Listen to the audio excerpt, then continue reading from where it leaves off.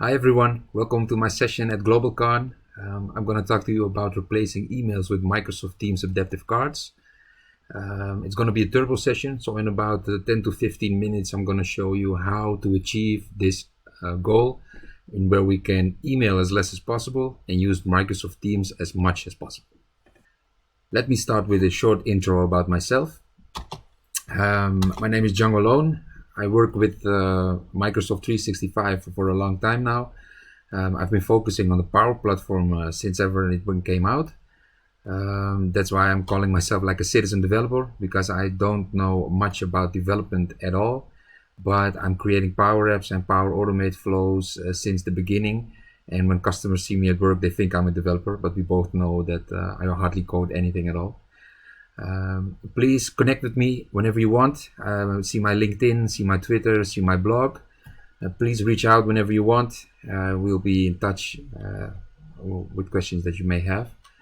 I work for InSpark, which is a company in the Netherlands. So whenever you're in the Netherlands near Amsterdam, please reach out, come visit our smart office and see how we are using Azure Microsoft Power Platform to make our office as smart as possible. In this session, I want to talk to you about three things. I'm going to show you some adaptive cards basics. I'm going to show you the basics about Power Automate in regards to this context. And we're going to do a real use case where I do an approval in a Microsoft Teams channel. And I can show you how you can eliminate those nasty emails and provide the Microsoft Teams experience, which is probably your current collaboration hub already. And let's start using it also for providing the process steps within the same context. Let me show you by going to the adaptive cards website. So this is like a Microsoft website with a lot of background information about adaptive cards. And basically it's just stating that the user interface can be an adaptive card, and it will be like platform independent, and you can have it in any interface that you want, and to get that real consistent experience for your end users, whether they are working in Teams to collaborate with instant messaging, or whether they are providing real input in process steps that we are going to show you today. So basically this website has a special Teams place, and it just referenced the docs.microsoft.com, where it gives you a lot of information about the way adaptive cards are set up. So this is a tip from me that you can check any time that you want to see some background information. But if you are much like me, you will be learning by doing. And my first tip is to check the samples that you have and then use the try it yourself action. And this reference you to like an online designer. And here you can see what happens when you change something in the designer. See here. And what it does with the interface, with the adaptive card that you will be providing to your users. So you can select, for example, here your Microsoft Teams with a theme already. And let's say this is what it looks like when you use an adaptive card and post it to a Teams. And changing these kind of things. So let's see, here you see due date and here you see view. So let's search on due date and set due date, please. And then you can see that it's actually updating the real preview mode. If I minimize this, you can see more information.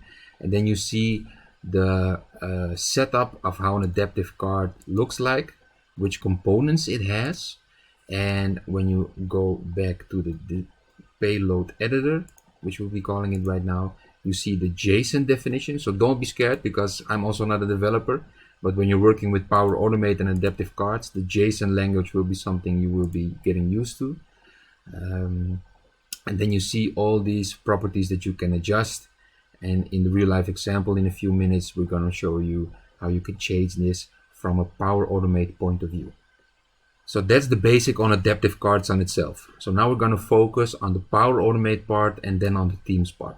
Because let me start with Power Automate basics. So again, we're gonna show you a real example. So go to flow.microsoft.com, and when you're logged in, you're gonna of course see the flows that you have created. My next tip on Power Automate basics is to actually learn by doing. So let's create a flow. So let us search for any template that Microsoft can provide us using the adaptive card search, and let us select this template for this use case that we're going to test out, just to get a hang of how the adaptive card in Teams works. Okay, so I need to mention that I am using the experimental features within Power Automate, which gives me the new interface, and I really recommend it for a lot of reasons. But the main one for now is that you have the adaptive card designer included within the Power Automate designer. So let's say that someone has added an adaptive card and it looks like this now. So if we post this adaptive card to Teams channel, it would look like this. And just a few minutes ago, we saw the adaptive cards website where you also had this preview and samples option. It's very similar to that, but now within the context without in a Power Automate flow. So very cool, right? Because you see here the payload editor with the JSON definition. I'm gonna go back on that in a few seconds. And you see the element properties on your right. When you select something, you see the actual properties of the element. For now, let's go to the payload editor and let's select all and copy this payload JSON code, because what I actually recommend is using something like a compose action in front of your post action, like this, compose, and let's paste in here, and always rename your actions. Let's call it something like this, and then you see the JSON definition that we will be using in the adaptive card. And I always use something like a compose action in front of this action, because let us test. First save, and it says, hey, what's wrong with your flow is, of course, we need to select a team. I think I've created the Power Platform Maker group, and here I have 3 channels. Let's choose the provisioning channel as an example. Leave everything intact. Save. See if it gives us any errors. No errors. Then let us test and run flow. Because the thing about posting the adaptive card is that when the flow is running and now it's waiting for a response, so it keeps in a running state until the flow has finished, I do not see the definition of my adaptive card. So that's why I always say put the payload code of your JSON in here, and then you see what was actually posted to the Microsoft Teams channel. And let's go to Microsoft Teams now, and you see within our provisioning channel we have received an adaptive card. So let's go ahead and fill in a name. Let's submit.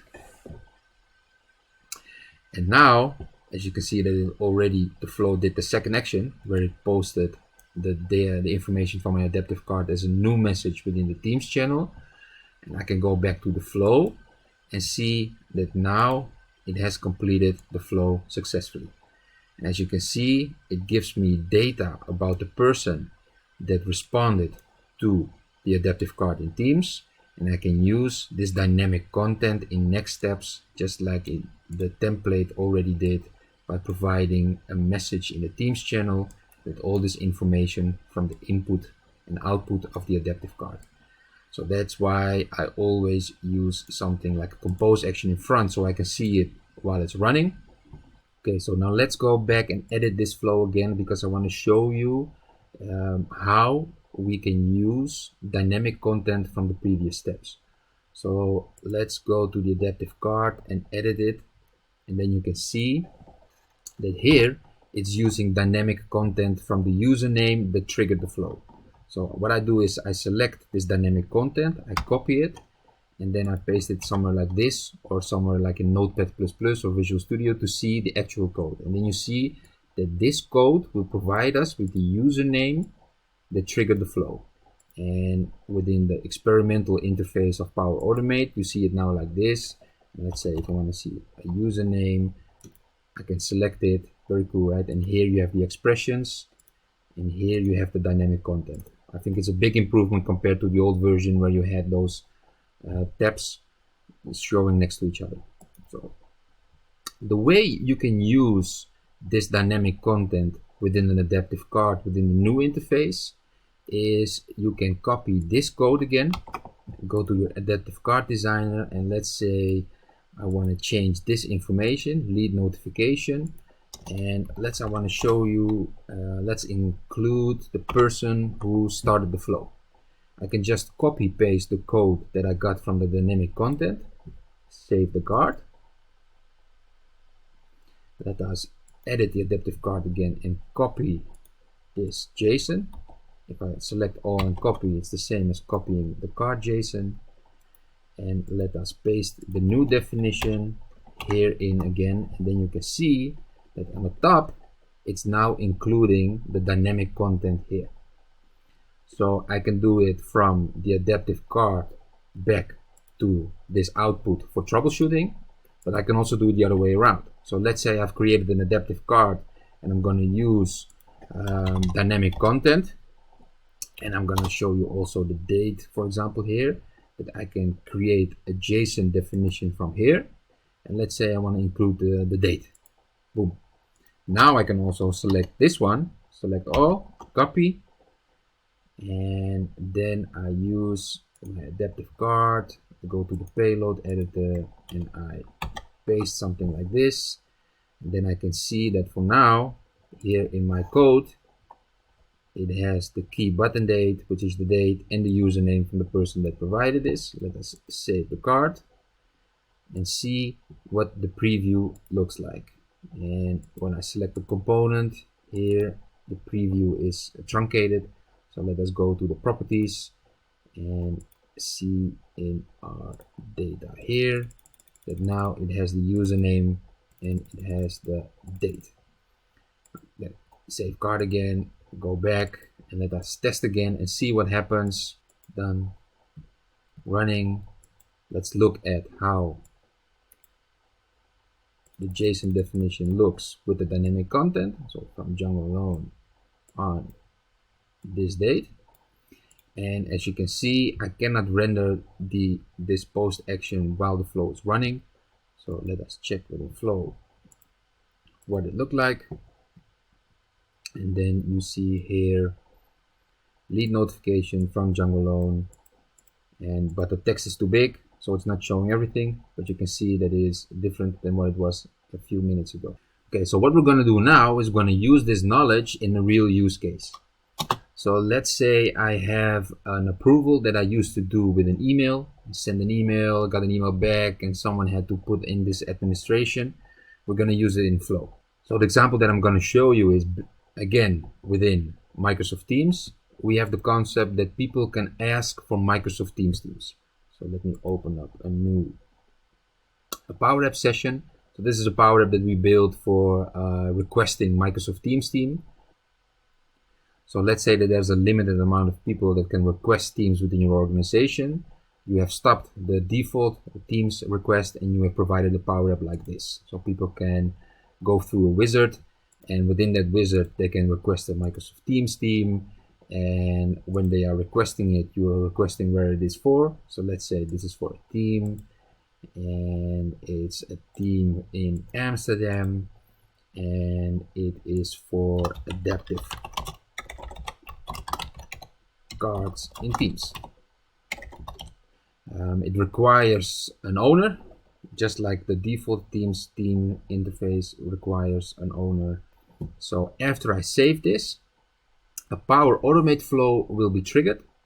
So let's go to the flow that will be triggered. And here it is. So there's a flow being run.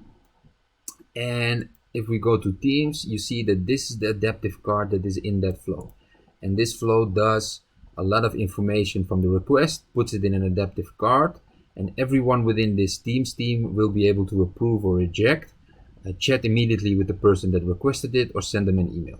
And what I love about the adaptive cards is that within my team, so if I want to say that I have a number of persons working within my team, say, hi provisioning, what about this request? And people can respond within this context. So instead of emailing each other forth and back again about, hey, what do you think about this request of Django? What are we going to do with it? We can say, okay, I'm going to talk about it within this Microsoft Teams team. and people can talk about it before they actually approve or reject. So let's say that I want to approve it, and I say, okay, I'm going to approve it. Please let us know how your team is being used within the next month, just to keep tabs on the teams that are being created. You click OK, and then the flow continues. Okay, so this was about the adaptive cart basics, the Power Automate basics. I really recommend the experimental future to be enabled, so please check it out also. And then I showed you a case on how you can do an approval within the Microsoft Teams channel. So thank you for my session. If you have any questions, please let me know. And purchase the All Access Pass within GlobalCon to get all the sessions on demand so you can watch it back later again in your own convenience. Stay safe and stay healthy. See you next time.